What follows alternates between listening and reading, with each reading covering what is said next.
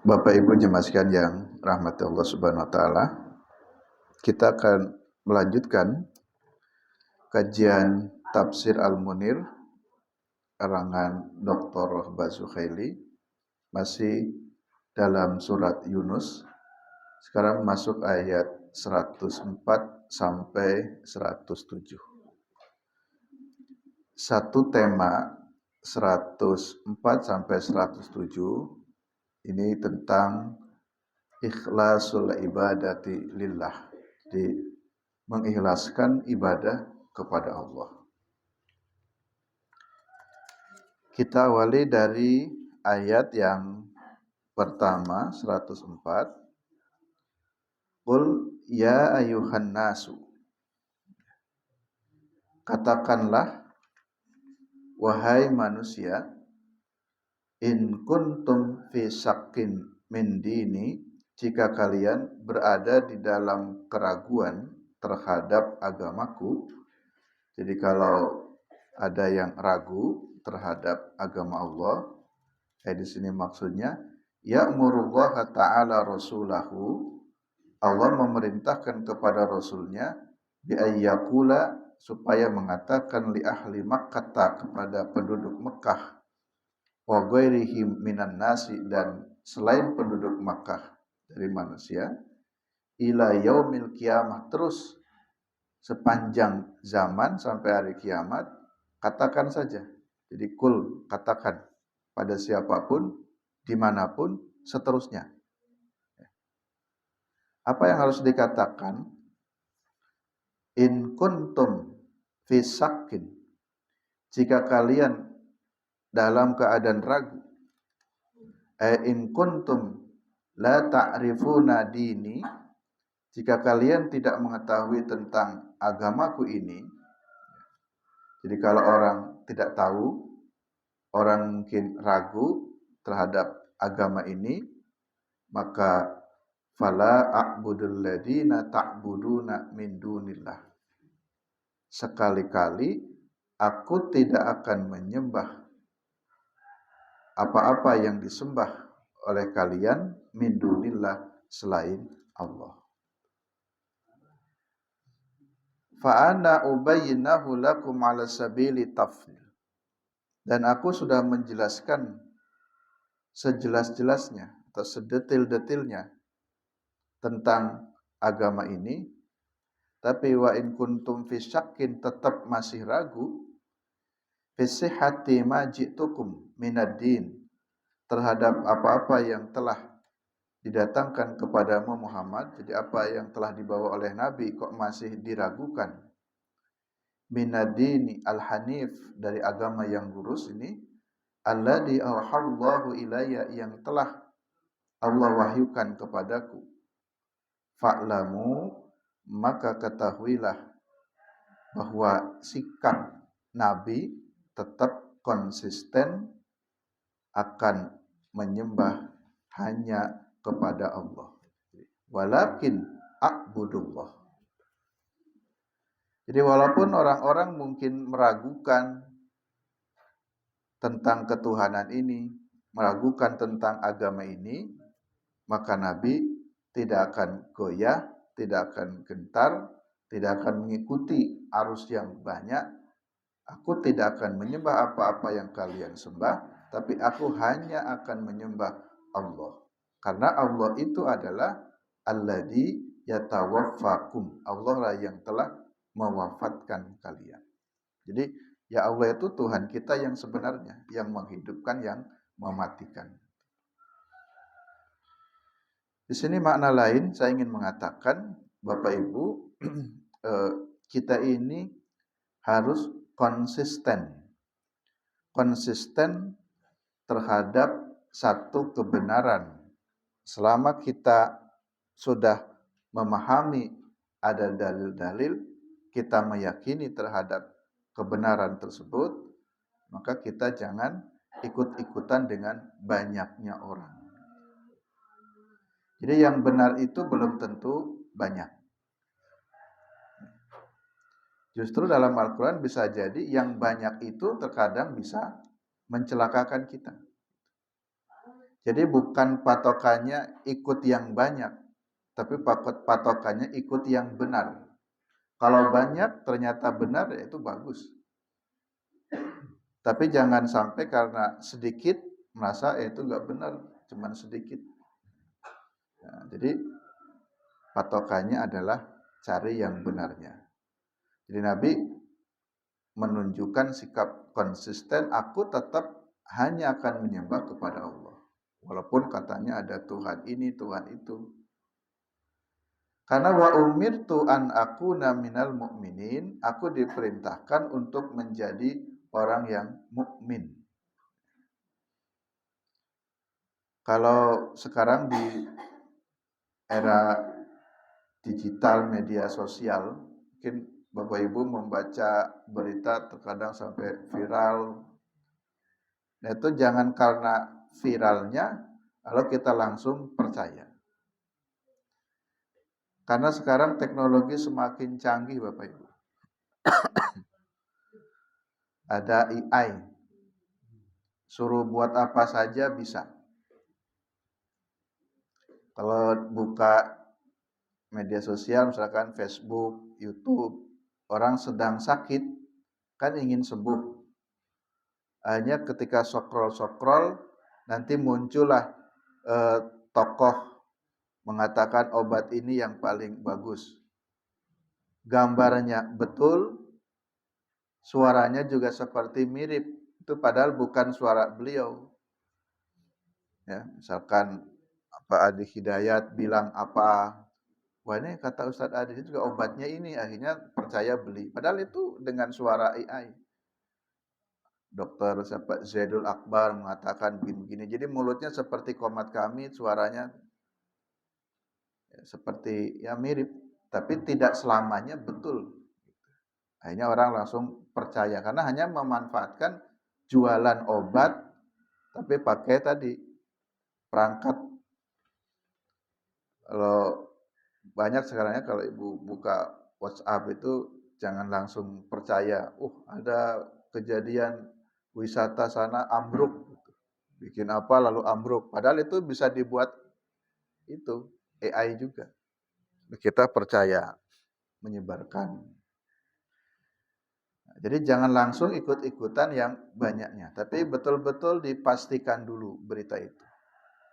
Dan ketika kita sudah meyakini, saya dengar langsung, beliau sendiri mengatakan beliau saksinya. Beliau mengatakan tidak begitu. Loh, tapi berita yang beredar begini.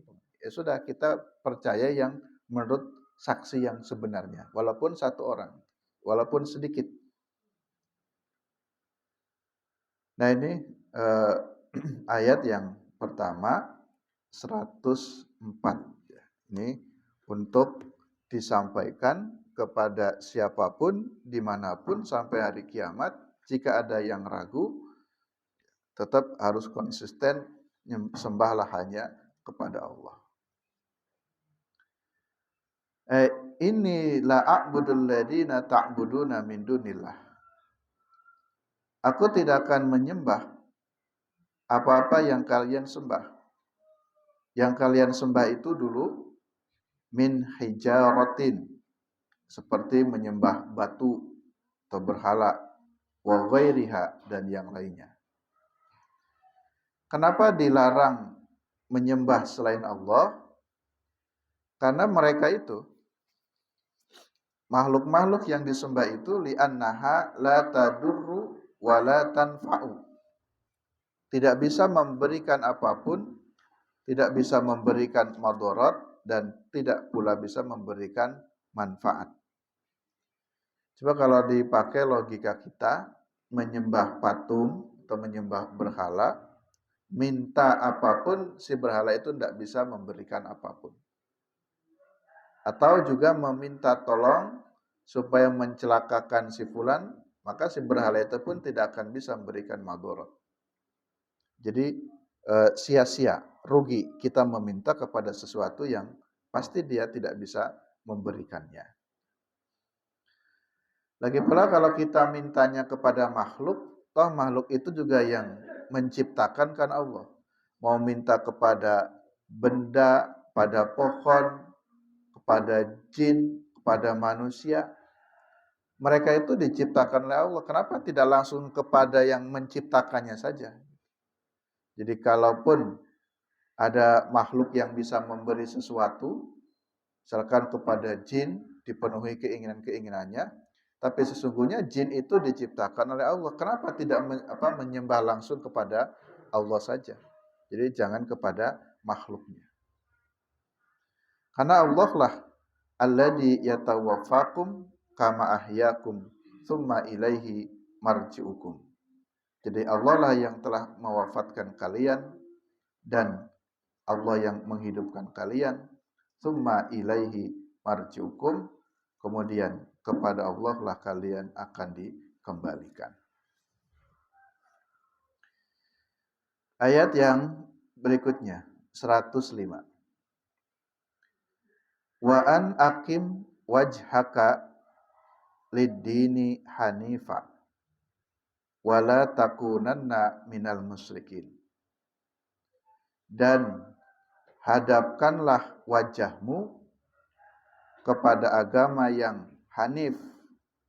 Hanif itu yang lurus. Wala takunanna minal musyrikin. Sekali-kali kalian tidak boleh menjadi orang yang musyrik. Yang kedua, kita diperintahkan untuk umirtu an akuna minal mu'minin. Diperintahkan untuk benar-benar menjadi seorang mukmin. Seorang mukmin itu adalah yang wajhaka lidini hanifa, wajahnya selalu menghadap kepada agama yang benar, yang lurus. Maksudnya agama yang qayyim, bil istiqomati, dengan istiqomah. Di ayat yang kedua memerintahkan untuk konsisten istiqomah fi amriddin, di dalam perkara-perkara agama, bil tizamil awamiri wajtinabi nawahi, dengan melaksanakan perintah-perintah Allah dan menjauhi larangan-larangan Allah. Hanifan, lurus. Lurus itu akhlasa al-ibadata lillahi wahdah. Jadi murni hanya beribadah kepada Allah saja atau semata. Istilah ikhlas. Ikhlas itu kalau bahasa kita sekarang melakukan sesuatu tanpa ingin dipuji karena Allah Ta'ala, itu namanya ikhlas. Tapi kalau ikhlas di sini seperti mukhlisina lahuddin, bukan begitu maknanya. Tapi mukhlisina lahuddin maksudnya mengikhlaskan diri kepada agama Allah itu adalah tunduk patuh kepada agama Allah dengan cara iltizam awamiri wajtinabi nawahi, melaksanakan perintah-perintah Allah dan menjauhi larangan-larangannya.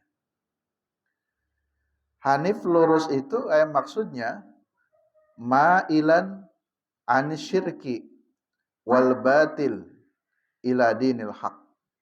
Jadi beragama itu harus lurus, hanif, bukan ma'ilan. Ma'ilan itu yang bengkok. Ya. Jadi bengkok atau yang bercondong paling dari kesyirikan dan kebatilan. Jadi agama yang hanif berarti agama yang tidak melakukan kesyirikan-kesyirikan.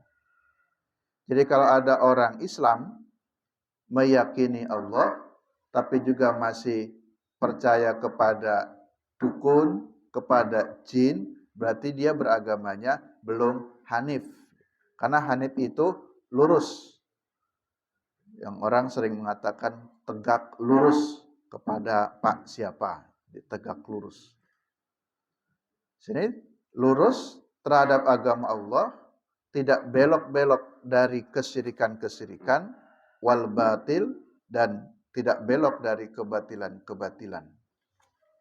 Sehingga ditutup di ayat ini, wala takunanna minal musyrikin, kalian tidak boleh menjadi orang musyrik. Coba dilihat dua ayat itu, bagus. Pesannya jelas. Kalau di ayat yang pertama itu supaya menjadi orang mukmin. Umirtu an akuna minal mu'minin, diperintahkan untuk benar-benar menjadi orang mukmin. Di ayat 105-nya ditegaskan lagi, wala takunanna minal musyrikin, kalian tidak boleh menjadi orang musyrik. Sesungguhnya hampir sama. Tapi ini kalimat penegas, kamu harus menjadi orang mukmin di ayat pertamanya, di ayat keduanya, kamu jangan menjadi orang yang musyrik. Kemudian pesan yang ketiga di ayat 106. Ini contoh perbuatan musyrik. Jadi di ayat keduanya kan dilarang menjadi orang musyrik. Orang musyrik itu yang bagaimana? Seperti apa contoh musyrik? Nah, maka di ayat 106 ini memberikan contoh perbuatan musyrik itu adalah yang seperti ini. Wala tad'u min dunillah. Kalian tidak boleh meminta min dunillahi kepada selain Allah ma la yanfa'uka, yang orang tersebut tidak bisa memberikan manfaat, wala yadurruka, dan tidak bisa memberikan madarat. Di sini contoh meminta kepada orang yang sudah mati. Jadi meminta ke dalam kubur, kepada orang yang dikubur. Mungkin orang yang dikubur itu seorang tokoh agama, ustadz, kiai, atau siapapun, termasuk nabi sekalipun, kalau sudah meninggal dunia, kita tidak boleh meminta kepada mereka yang sudah meninggal dunia. Karena jatuhnya syirik tadi. Jatuhnya musyrik. Jangan meminta kepada selain Allah. Kan ustadz itu bukan Allah. Kan kiai itu bukan Allah. Karena mereka sudah meninggal dunia, kalau istilah berwasilah pun, beberapa ulama mengatakan, kalau berwasilahnya kepada orang yang sudah meninggal dunia, itu tidak bisa. Karena orang yang sudah meninggal dunia itu sudah tidak bisa memberikan apapun. Ma la yanfa'uka wa la yadurruka. Kenapa kita minta kepada orang yang sudah meninggal dunia? Mereka yang sudah meninggal dunia sedang sibuk memikirkan dirinya sendiri di alam kubur. Kok masih sempat-sempatnya memenuhi permintaan-permintaan, hajat-hajat orang yang masih hidup. Jadi tidak mungkin. Jadi orang yang dikubur sedang sibuk terhadap dirinya sendiri, lalu orang-orang yang masih hidup meminta, Mbah minta ini, minta itu. Apakah bisa dipenuhi? Tidak bisa dipenuhi. Mereka tidak bisa memberikan manfaat wala yadurruka, dan juga tidak bisa memberikan madarat. Karena kalau dalam hadis, idza mata ibnu adama in qata'a amalu, sudah selesai, sudah terputus. Ya, sudah terputus ya, banyak halnya. Ya.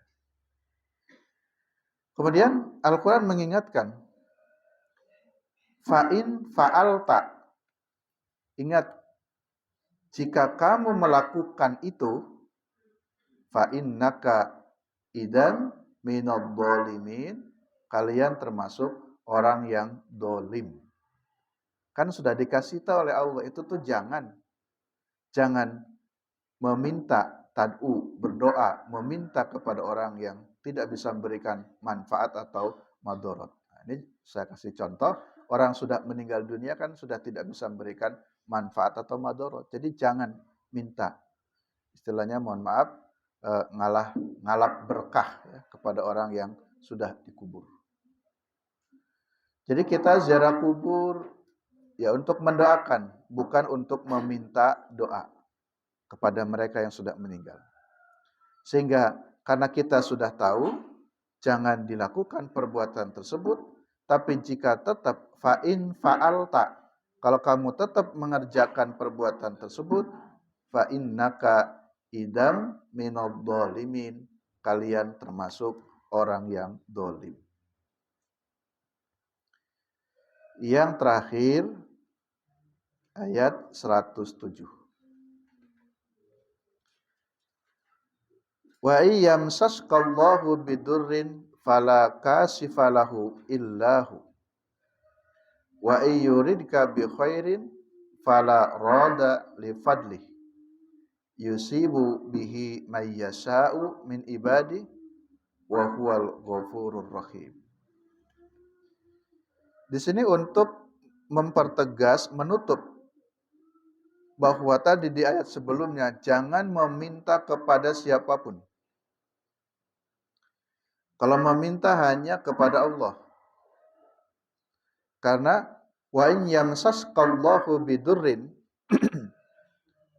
kalau Allah berkehendak untuk menimpakan bahaya, dharra, kalau Allah sudah berkehendak untuk menimpakan bencana, maka fala kashifalahu, tidak ada yang bisa untuk menghalanginya. Jadi kalau Allah menghendaki menimpakan sesuatu yang buruk, tidak ada siapapun yang bisa menghalangi kehendak Allah itu. Illahu, kecuali Dia Allah. Demikian pula, wa iyyuridka bi khairin fala rada li fadlih.